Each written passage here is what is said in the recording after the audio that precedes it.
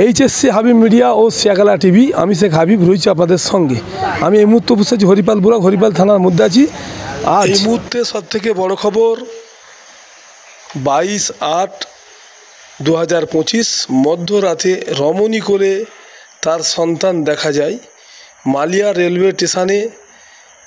হরিপাল থানার অন্তর্গত স্থানীয় আরজি পার্টির সদস্য হরিপাল থানায় যোগাযোগ করেন।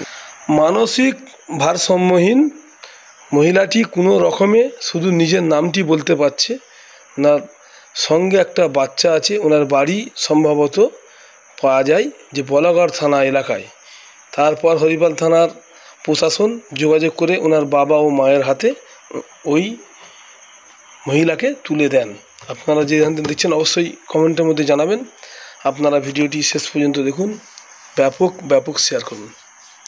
আপনাদের হরিপাল থানার প্রশাসন তৎপর একেবারে ওনার বাবা মার হাতে বলাগড় থানাতে যোগাযোগ করে তুলে দেন। হরিপাল থানাকে অসংখ্য ধন্যবাদ জানাই, বিশেষ করে আমার তরফ থেকে।